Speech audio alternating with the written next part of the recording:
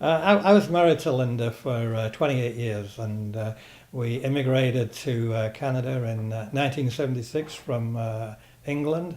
We had 3 daughters in 4 years, and that's when the story really starts. I believe that our community knows what good palliative care looks like and feels like because of Linda's legacy, because of the vision that she had, because of the work of countless professionals and volunteers in the early days that continues on today.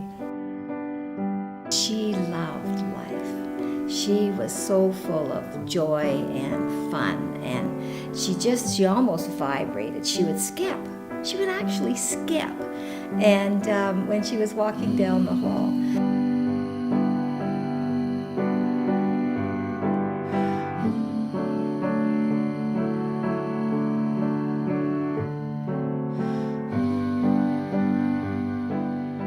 She had a lot of opposition, so it was an uphill battle for her to accomplish what she did accomplish.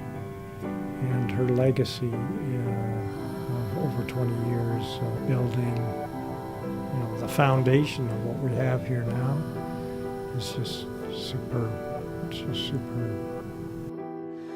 Well, Linda, I think one of her enduring legacies to us now is the clear vision that she had early on, and it sustained us, I think, in this work. And that is bringing the expertise to the dying person and to their family. And she really encouraged looking at the dying person as a whole person, not just someone who needed medical attention, but their social and their spiritual and emotional needs as well. Hello. Hi, Mary. It's Evelyn and John here. Okay, come on up. Hi, Mary. Come on in. Linda's vision was to bring the expertise wherever that dying person was. Palliative care, I think, hopefully happens everywhere. I mean, our job is to help people who have a possible life-threatening illness be more comfortable. Our real goal is to give people what they want. And studies have shown that a majority of people want to die at home. Individuals who are at their end of life really want to, for the most part, stay within their home environment. You need to meet the person where they're at, and you need to provide the comforts to allow this to happen.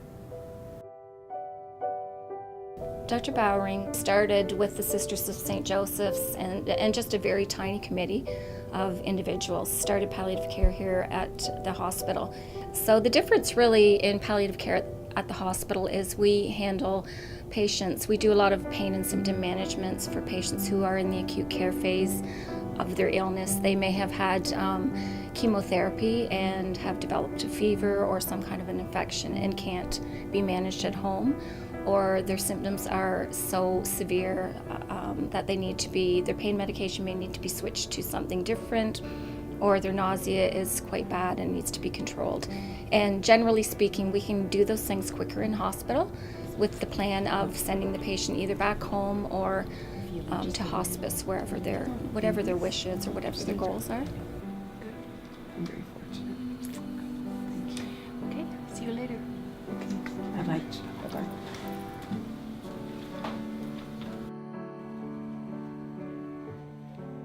Linda really discovered the power of music therapy and how important it was. I think music therapy has such a tremendous impact on the healing and the emotional well-being of patients, but also for the whole circle of family that comes together at palliative care and other areas throughout the hospital. Nice to meet you. From my personal experience, there are songs that you hear and it brings back a memory so vividly, and for some patients, not only in palliative but for their families, that vivid memory really helps and comforts in a difficult time. It can bring tears and sadness, but it can also bring comfort. And I know that Linda's memory has really allowed that to happen with so many families and patients here. And the endowment was such a wonderful gift because it's a legacy in her memory that keeps on giving year after year. People are seeing the difference that music therapy is making on the lives of the patients and their families every time they're here at Blue Water Health. Well, some people ask, how is it that we in Sarnia-Lambton can have such robust services, such a seamless approach to hospice palliative care? And it really has to do with how committed our community has been since the 80s.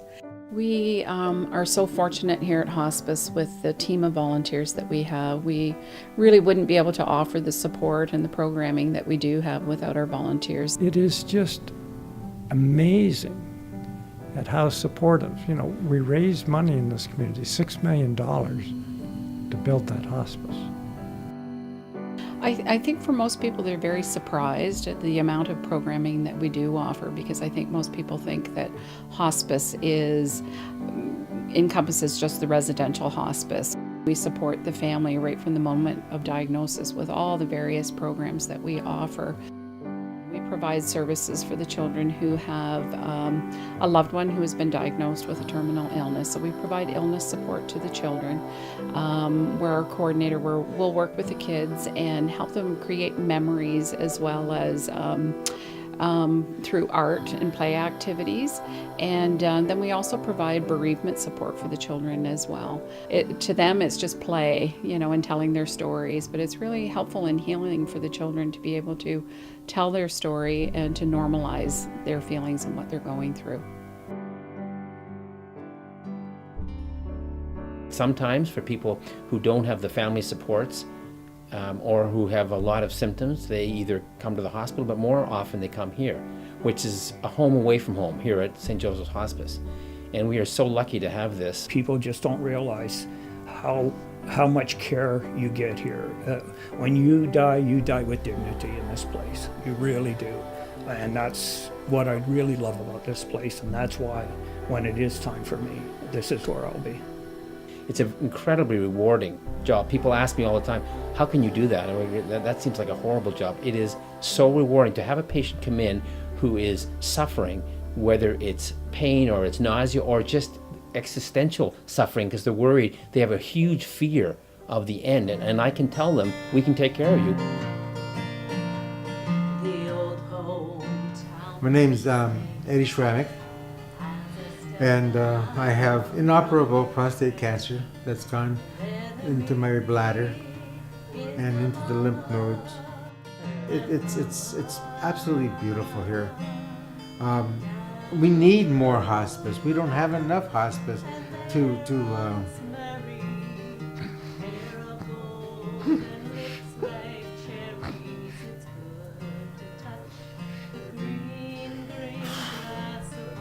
No, it's really nice here. It's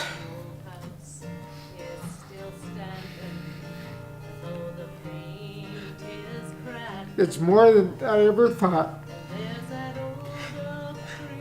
I didn't expect to be this comfortable dying,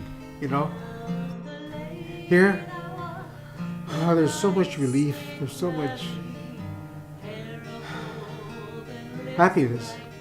Things have just turned around 180 degrees for me because I was afraid. I was so afraid to die alone.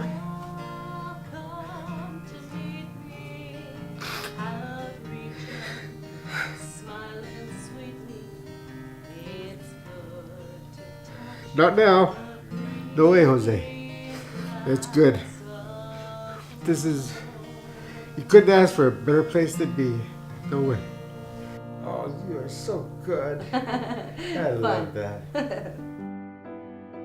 Linda had a great desire in her time of dying to remain at home. We put together a team, and it became known as Linda's Ladies. And so we basically walked the journey with Linda, those of us privileged to attend her at her final days. Ironically, even though Linda was involved in palliative care for 20 years, I didn't really understand what palliative care was until she herself became a patient. She was literally an inspiration to all those around her. She never complained. She obviously had sad thoughts, but she kept them to herself and really became a model patient. And she died at home in her sleep. And we all mourned her passing, but celebrated her life and her inspiration and the legacy that she left, not only with palliative care, but in our family and in our extended circle of friends.